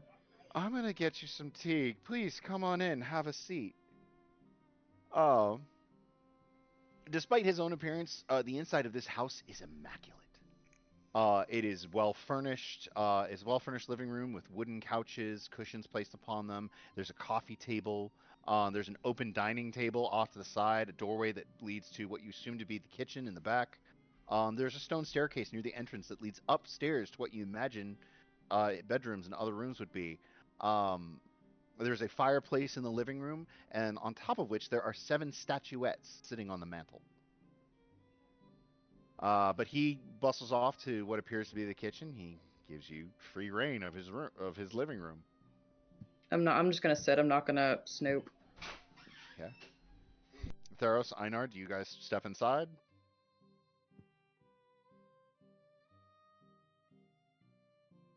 Theros I reviews his etiquette book. uh, I was slightly distracted. What happened after I kicked into the door? He kicked in the door. Sienna stepped in to help him get the door off. This is a dwarven man, dark leathers that are reminiscent of the goblins and the orcs you've seen. He is clean shaven, braided hair, has a few speckled with a few grays.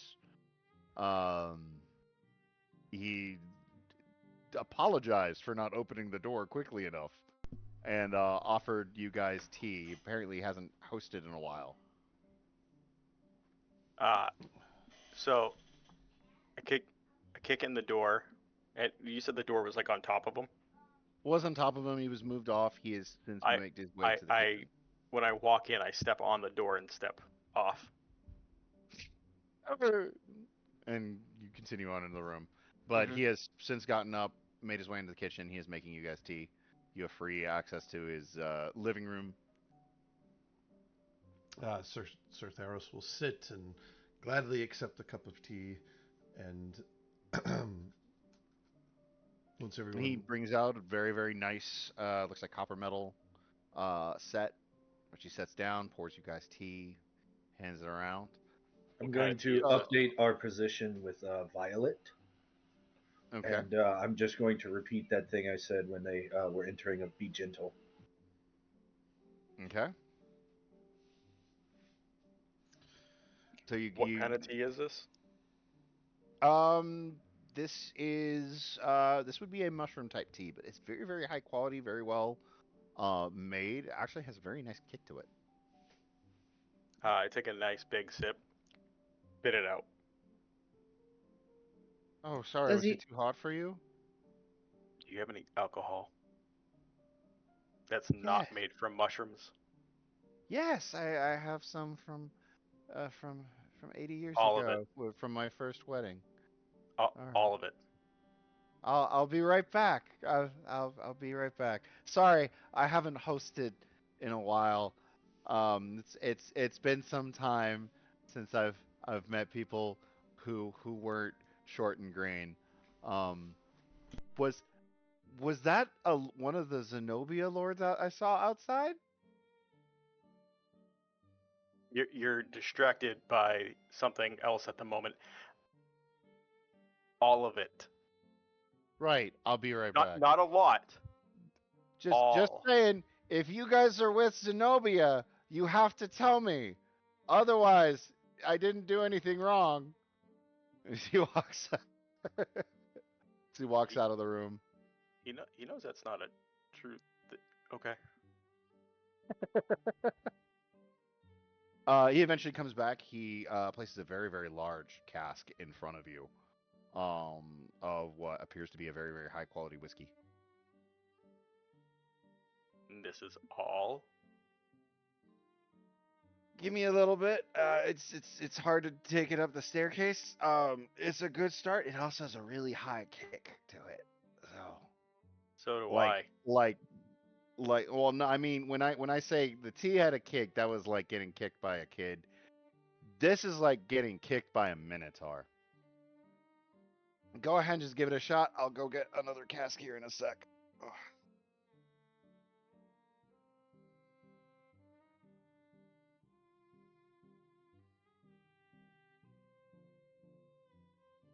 Yeah. So, what's the plan from here, Sienna?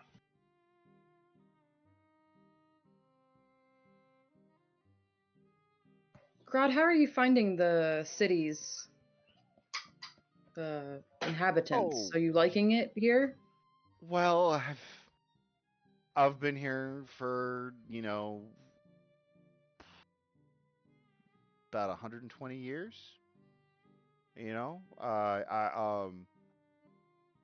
I'm not ashamed of the fact that I met a girl when I was young, and it was a little hard because I was a dwarf and she was a goblin. But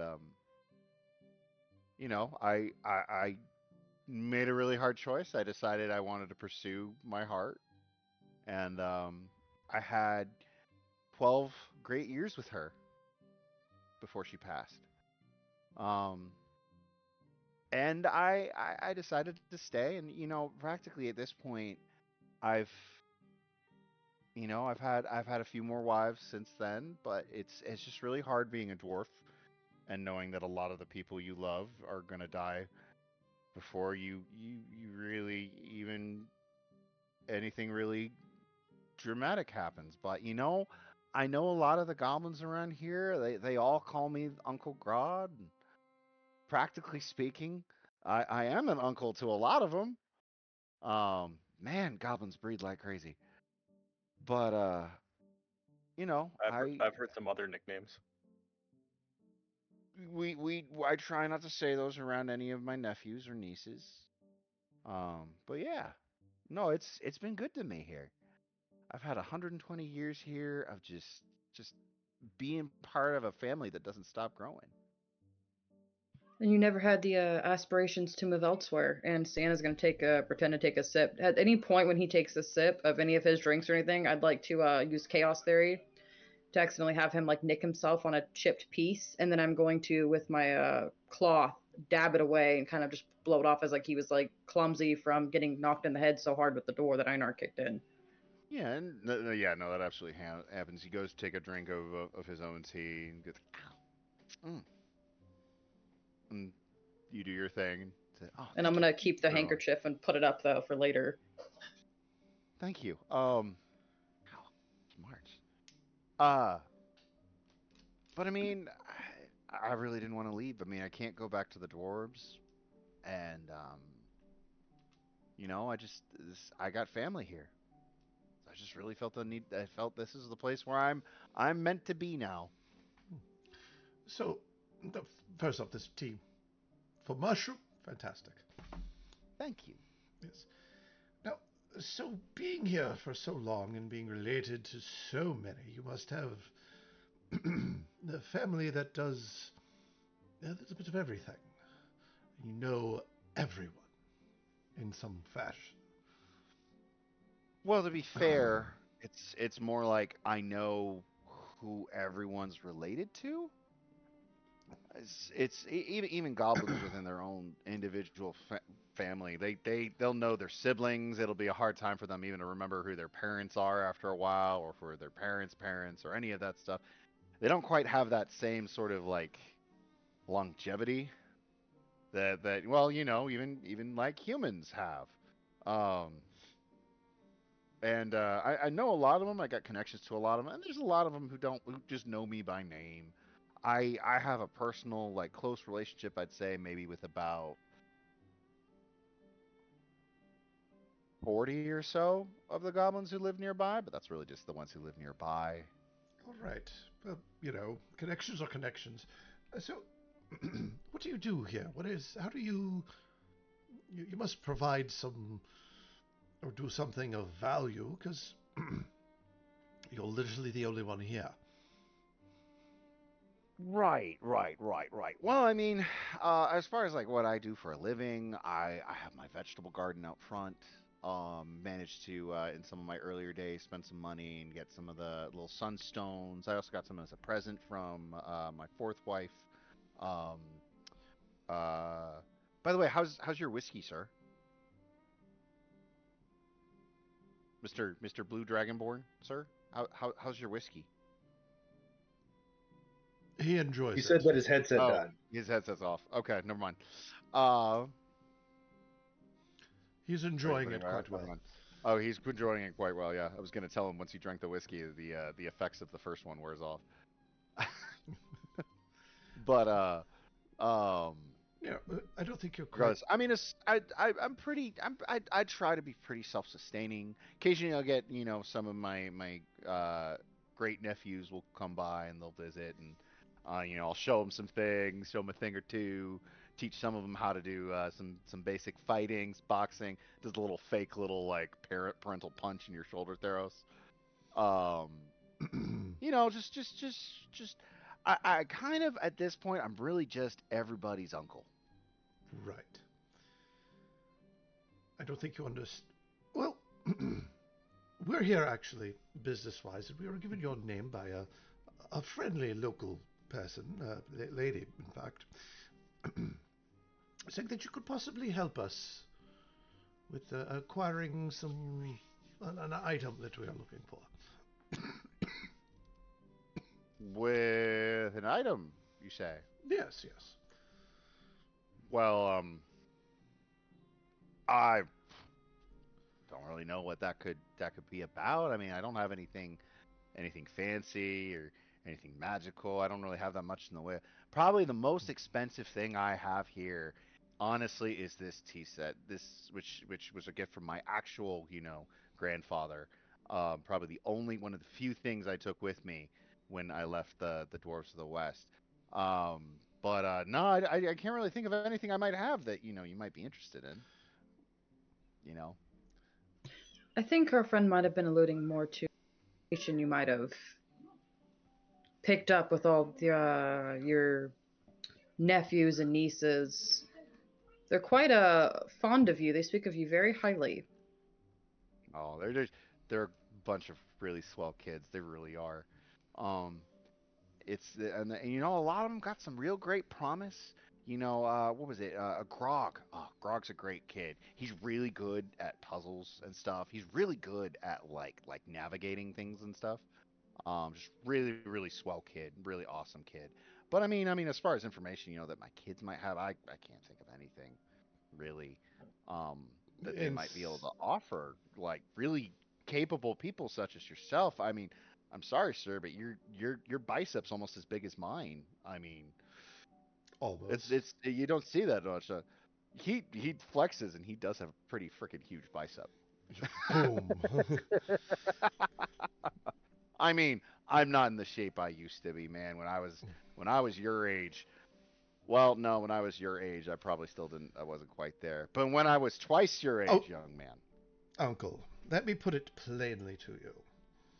We've been told you have access to items that we possibly want to buy. You, being the middleman, will get paid quite heavily. and Theros is gonna take his old money sack, coin purse, and it's heavy, and he's gonna smash it down on the coffee table, like throwing teapots, like making a mess in a statement. Kind of looks at the money, looks back up at you all. I'm all for pleasantries, but it's business time. Einar puts the keg down, and you hear it's hollow. Okay. As a side note, you are no longer under the effects of the Court of Ballads alcohol. His whiskey was pretty freaking strong, and it actually canceled out the effects of the first. So you are back to your normal, usual self, as you see fit. Am I aware that I was the you way are I was? aware that your mood has dramatically changed.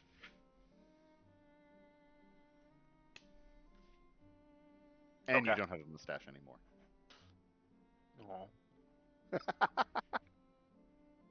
Oh. He looks at the money though. He looks up at all of you.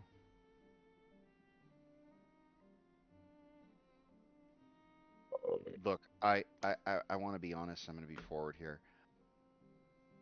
I turned them down. You're right. There was a thing that came through here.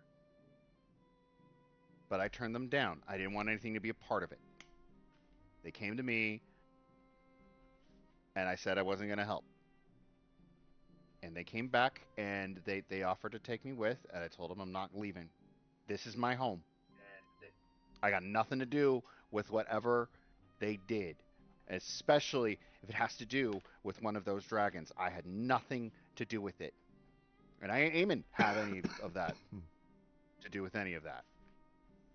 I'm going to reach out a hand and say it's okay. And when I do, I'm going to use my sight ability to look at the history of anything on him to see if any of them it has come into contact with the people he was talking about from earlier. Okay. As you kind of reach out, you touch his hand, your vision shifts. And you find yourself in the very same room. This man, Grodd, sitting there. There is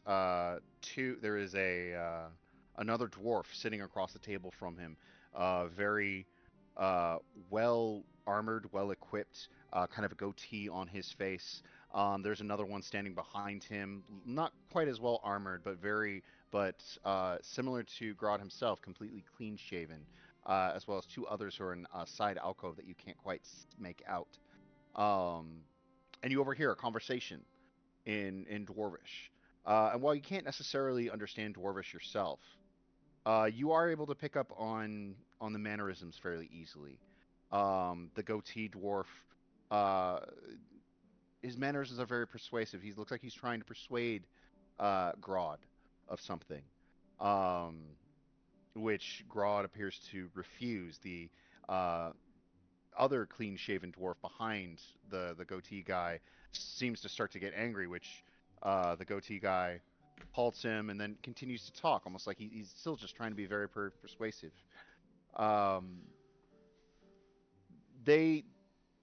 But throughout all of it, Grodd just simply seems to refuse. He doesn't seem to be trying to force them to leave or anything, but he does not seem to be agreeing with whatever is going on. And I will say make a perception check for me. Okay.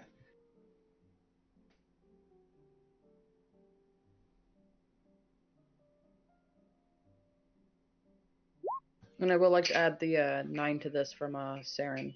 Okay. So then that'll put it at 22. Looking at that digital? Okay. As Goatee Dwarf goes to stand up, they shake hands, and he says something, and they go and turn to leave. And Goatee Dwarf stops by the mantle, picks up the second statuette, slides something underneath it, and sets the statuette down on it, says something to Grodd, and then leaves. And you return. Not a second has passed. You received all this information instantaneously. After that, I'm going to look to Einar and say, Your cask was a little empty. Maybe it's time for that second round before we head out, since there seem to be no qualms here. And I'm gonna hopefully wait for him to go upstairs before I go and grab the thing underneath the second statue.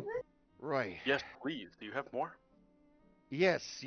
I'm glad to see it seems to brighten your mood. It's a good year, right? He stands up and. What year is it? That one was. Let's see. That was about a. No, I mean this year. 300-year-old. What year? Oh, the year we're in. We're in 992. It is a good year. Yes. All right. Regardless, let me go get another cask. He stands up, starts walking out, and kind of pauses at the kitchen. Turns back and looks at you. Look, I want you guys to understand. I know what they did. I know that you're probably wanting me to tell you where they've gone. No. Not once. Yes, please. You're going to. No, you don't have to say anything. It's okay. It's covered. And I'm gonna look at Theros to kind of. Look, I just need you to understand. When I left to live here, I chose to cut off my beard. I chose to shame myself. I chose to no more be a dwarf. I gave that up. No one put that on me. I never betrayed any of my kin. But if I help you, that's betraying them. And I know if I don't help you, something bad's going to happen here. So I just need you to understand what it is you're asking. I understand you don't need to say anything. You can go get the ale for a friend. You don't need to say anything at all. Thank you. Turns and heads back in the kitchen. You hear steps heading downstairs. As soon as he's a couple steps down, I go to the second statue and grab the thing from underneath it. And I kind of look at Theros like, hey, this is kind of why I was trying to rush him out of the room. I will go downstairs after him. You stand up, you go, and you follow him downstairs. There are quite a few casks down here. Some of them look like they're actually brewing, or have been brewed. There are others that are definitely stuff that has been around for a very, very long time. There's a number of things here. Are you looking for any particular? Are you trying to slow them down or what? Well, one, I let Pint out to do pint things down here. Okay. Pint is fairly impressed by a lot of this stuff, actually. Pint actually starts inquiring of him as to his techniques as far as his brewing and stuff. You find out there's a number of things in here that are from various different sources, including potatoes. There's vodka being cooked. But back upstairs, Sienna, you have what appears to be a slip of paper. I'm assuming, do you look at it or? I'm gonna look at it, but I'm gonna assume it's in Dwarvish, so I'm gonna wait to go to Saren because I can't read Dwarvish. As you look, it looks to be like a very, very quick hand-drawn map of the city, very broad spectrum. It has a X marked in the Forge District against one of the walls, it appears. And there are instructions in Dwarvish and a part of it. I'm gonna slip it into my shirt and then kind of nod to Theros that like we can go as soon as Einar's done. Okay. Eventually, Einar, Pint, and Grodd come back upstairs. Before he comes up, Einar did have a purpose of going down there besides letting Pint out. Go for it. Went downstairs. So dwarves shave their beards for shame. I can understand that. I can understand sort of. that. Once the beard's gone, I'm not technically a dwarf. I'm not a dwarf. we can't be a part of dwarf kind, if we don't have a beard. It's part I of who understand we that. are as a people. Yeah. I pull up part of my monk robes, and Mhm. underneath my monk robes, I have a typical tunic shirt. I lift that up, exposing my actual like soft belly scales, Mhm. and there's a patch of missing scales. Um, and in dragon culture, if you are if you have been found guilty of doing something slightly dishonorable or dishonorable, you can be descaled a little bit. Hmm. Um, That's painful. it is very painful. It's also a great shame, and there are people who have been completely descaled, um, and they are banished, and typically they take care of it themselves. They take care of the shame themselves, and they don't have to worry about that. Others wear it as a reminder, as I do, and so I understand um,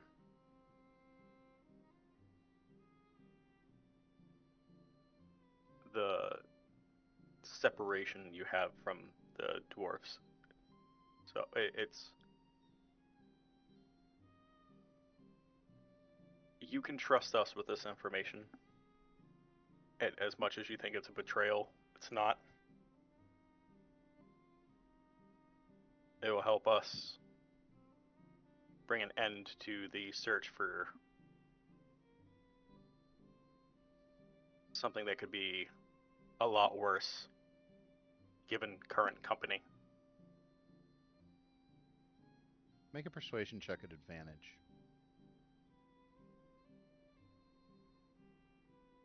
Persuasion? Yep. Okay. At advantage. Plus 19. He kind of listens intently and stares at the ground for a moment. He turns, pulls out a bottle, pours 2 glasses that he has down there, hands one to you. To those far from home, To those who can never go back. clink, drink, throws it on the ground, shatters, which is a little bit more impactful considering it's made of wood.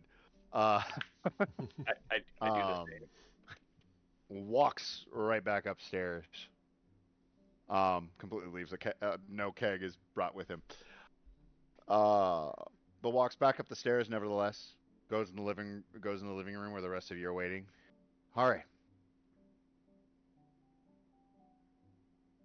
They said that they managed to crack into the wall from a little place behind a steam bath over in the Forge District. They got past the wards that the dragons have in place because they found a lava tube that's on the inside of them. They dug through the lava tube's wall into the city. That's where they left. They were out of here probably. Actually, they left this morning. More than likely, they're a good ways, got a good bit of a head start on you, but there's still a good chance you can probably catch up. You know, people being taller than us and all.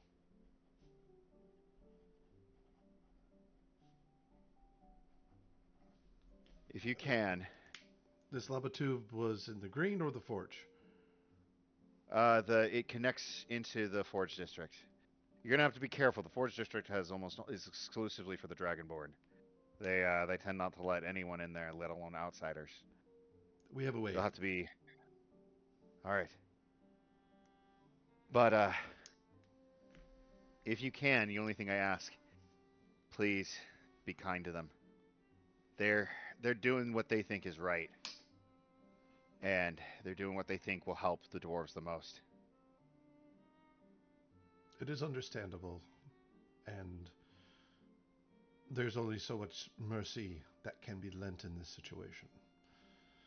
If a situation arises where it can be given, I will do my best to give it. And one more thing. Be careful of Mr. Green. He called himself Mr. Green. I don't know what his real name is. The one guy, Mr. Blue, said it was what they did to just for their, I don't know, for their operation, so they didn't betray any families. But Mr. Green is, there's something wrong with that boy. I'm not one to speak poorly of druids, but there's something not right in his head, and I think there's something messing with him. Thank you for the warning. Right. And I know we've taken so much from you, but I honestly really liked this tea. Can I have some? I've got some of the dried mushrooms I use. Yeah, I can give that to you on your way out. Thank you. He goes. He preps that. You were all sent on your way. He kind of holds you up though, Einar, for a moment and says, "I know it's a little weird, but you know, you being a dragonborn, me formerly being a dwarf, but it's good to have met you." He holds out his hand. I shake his hand. And we'll go ahead and end there for today. For those of you watching, thank you for joining us for this game, for joining us in our game. This is Dragon Treasure in the world of Astria, a homebrew game that we have created, a homebrew world we have made. If you liked what you saw, hit like and subscribe, and join us next week as we continue in this story. With that, have a good night. Bye, everybody. Bye, guys.